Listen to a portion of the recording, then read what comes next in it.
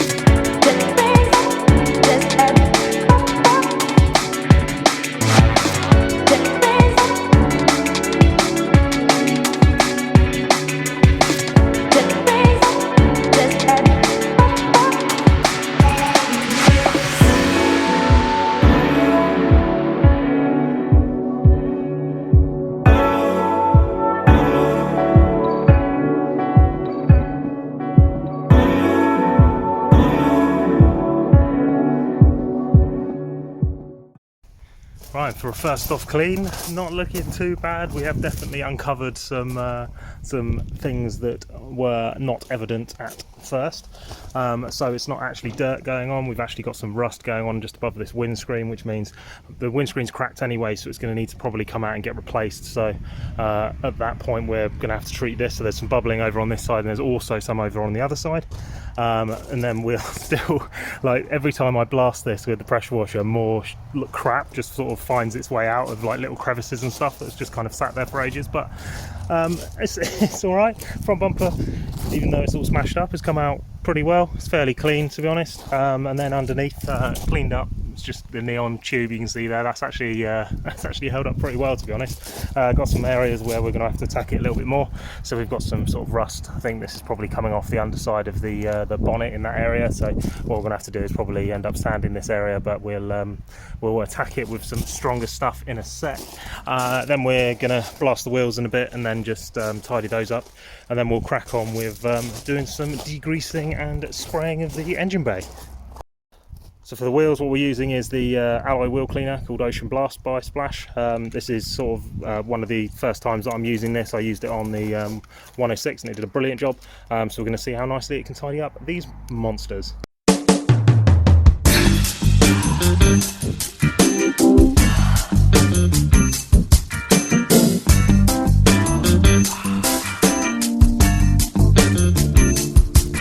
Right, and I think you'll agree they're looking a lot better. It's never going to completely fix them. There is loads of pitting and stuff, so these are going to be completely refurbed anyway. But I think you'll agree that worked an absolute treat. Thumbs up from me. Epic. Right, so now we've got it looking like this. What we're going to do is we're going to crack on and we're going to go in with the gloss shampoo. I mean, why the hell not? It's going to make it look slightly better. I mean, it'll be nice to at least make it look reasonably presentable based on the fact that it's broken and smashed up anyway. Anyway, let's do it. I need your body to touch my body right now. I need somebody, I need your body. I need your body to touch my body right now. I need somebody, I need your body right now. I need your body right now.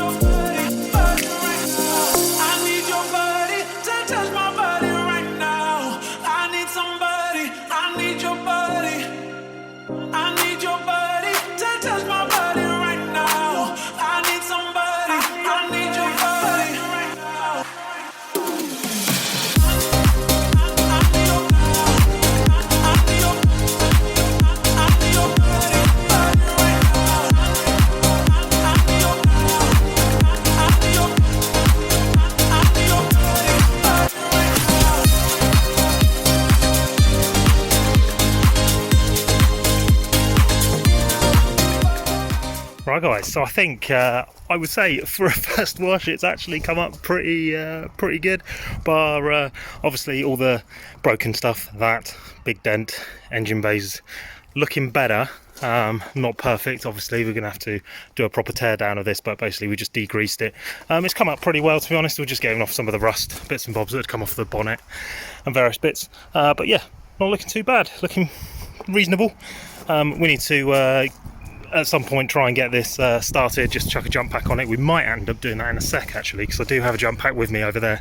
And then yeah, as we come round, obviously we've got to replace the wing mirrors. Might try and do that in a sec.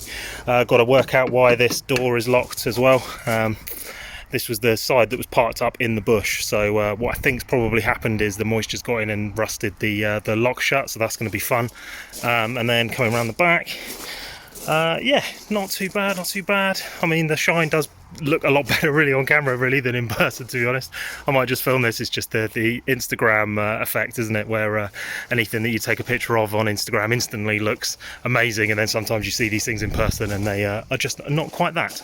But yeah, I would say for a first stab, looking much better. As I say, we're going to take the front bumper away with us, and we're going to start making some repairs so that when we come back we can line it all up, get it fitted, and then yeah, only thing really we need to do with this is we need to get, as I say, jump pack on here, just see what does and doesn't work. Then we need to, the steering rack, one of the tie rod ends needs replacing on this side, I believe, because it got disconnected. As well as you'll see there's no brake caliper because that's currently sitting at home in the garage as well, because that got taken off. So a few little bits to tie in that side, and then hopefully, fingers crossed, bar the ominous gearbox issue, which is why this car was originally taken off the road, we need to just delve in and work out exactly what that is. It might be a linkage, it might be a clutch, it might just be the whole gearbox has shat itself, and so we need to replace that. So we can get onto that at a later date when this makes its way over to the workshop. Yeah, so now we're going to make our way onto the crusty interior. I'm going to do a bit more on this. So yeah, this just hasn't been cleaned in forever, and so it smells, and it's just, yeah, not a nice place to be. So we're going to go and whip out the vacuum cleaner, and we're going to just spray down and just clean all of this up. We're going to clean out all the door pockets of just all the crap that's in here as well, and then we're generally just going to start to tidy things up in here just to make it a little bit more reasonable. Just realised I haven't got the shroud for that. I wonder where that is. Yeah, gonna need to find one of them, top and bottom. Hit me up if you've got one knocking around. That'd be great. Awesome. Oh, ta-da! There we go, guys. So actually this door is not locked shut anymore. A bit of PB blast through and some brute force, and we've managed to basically unseize the door and get it out. So now we're going to blast loads of stuff all over all the joints just to kind of get them all nice and loose, so when we close it we can actually open it again. But what it does mean is that we can start to clean up some of this area around here. And then also we've got all this crazy cabling, and then we can just sort of sort out various bits, emptying out currently all the door pockets of just all the crap that's in here. And then we've got a hoover, which is going to try and hoover up all the cobwebs, as you can see there, which is just throughout this car. Oh, it's just biggin'. It's reminding me a lot of the 106 build, because that was a similar situation, but maybe a little bit worse because it had no windows in it, so literally everything was living in it. And then basically I left it for a week. In the garage, and those guys of you that remember, I was mentioning that literally every time I went into the garage there was just spiders everywhere, because they were basically getting unsettled from the car and from their home, or what had been their home for 15 years, and they decided that they wanted to come and see where they were going to be living now. So anyway, similar thing probably going to be happening with this. But yeah, so we're going to crack on. We're going to get the inside hoovered and all the bits all sort of chucked out, probably pull out some of the cables and stuff, or we might leave it. And then we're going to also potentially start to look at changing the mirrors over as well, because if we can get a screwdriver in there and whip them off, we can put the new ones on, and then it will just start to pull together and start to look a little bit nicer than it does at the moment, which is the main aim. So yeah, let's crack on. And, you know, you're always going to find gems in cars of this period and era. Oh yeah. Right, and there we go, guys. So looking at the interior, we've been through with a hoover, we've wiped down all the surfaces. I think you'll agree it's actually come up not too bad, to be honest. There's a few areas like bits pulling away and stuff that we need to do, but we're going to retrim the interior anyway, to be honest, because it's standard and we need something to match the outside. But yeah, I think you'll agree. So we used splash detailing products again as well on the interior, so I'll just go and grab it for you. This is the product that we used, which is the coconuts, which is the interior dressing. So basically spray it onto microfiber, or you can spray it onto the surface, and then you can wipe it all down, and it basically cleans and also protects at the same time. So as you can see, it's brought this interior up massively from where it was, and as you can see, no more cobwebs, which is great as well. And then going around into the boot, we've just binned off this because it's horrible, and actually boot floor not looking too bad, to be honest. We've got gonna have a proper look underneath, but all of the bungs and everything are in there, which is obviously a good thing. And then in the corners and stuff that you'd usually start to see some ingress of rust and stuff, actually seems to be okay. So not too worried about this. And yeah, so what we can do now is we can bung all the spare bits into the back, and then that's probably going to be it for now.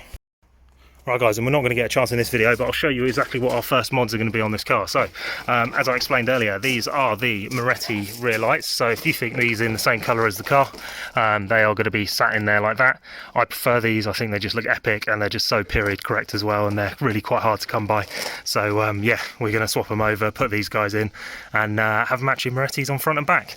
And then to go along with that, we've also got these bad boys, M3s, standard. You know, everyone had M3 mirrors back in the day. We've got it on the Peugeot, and we're going to have it on these as well. So we're going to be replacing those with these ones as well, which I think, I don't know, I think chrome mirrors and then the chrome wheel combo is just an absolute baller move in my opinion, to be honest. And I just think they're epic, and they're quite an acquired taste, so you can tend to get them up quite cheap. And then because in the front, as you saw, it's actually got no induction stuff at the moment. This is just some pipes and stuff that we had laying around. So what we're going to do is we're going to just piece this together, and we're just going to chuck it in the front for the moment until we potentially find something else, but we'll see what goes on with it. So yeah, that's what we're doing for just sort of a couple of the first mods, and we'll do that on a separate video because I have run out of time, unfortunately, now. Obviously life and stuff takes over, so you've got to pick and choose what you do. Oh, and don't forget that this project car, the Project Saxo, we do have a T-shirt that's now for this. We also have one for the 106 and one for the Punto. You can catch that over on the website, which is tmt-works.co.uk. I'll put a link in the description. Go and check it out. If you like the shirt, do purchase it. That'd be amazing, because as I said on the advert for it, all the proceeds go back into these cars, which obviously then does full circle and then gives you guys the content that you'd like to see as well. So everyone's a winner. And so yeah, so I feel like we got a fair bit done today before we had to pack up. Car's looking a lot better than it was. Interior's all sort of nice and clean and looking not too bad. I mean, in the pictures, in this video and stuff at the moment, I have to admit it looks way better than it does in real life. But it's going to be epic when it's finished. So that's actually probably it for this video. Don't forget to look up Splash Detailing. Massive thanks to those guys for giving me the products for doing this today. Definitely going to be using a lot more of the products on the Peugeot 106 and then the other project cars like the Porsche and the Punto and stuff when we need to. Their stuff's epic, and I've been using it for years, and it's just so great that they've wanted to sort of support the channel and bring this sort of amazing content to you guys as well. So anyway, cheers guys for watching. Don't forget to subscribe, and I will catch you guys on the next one. See you later.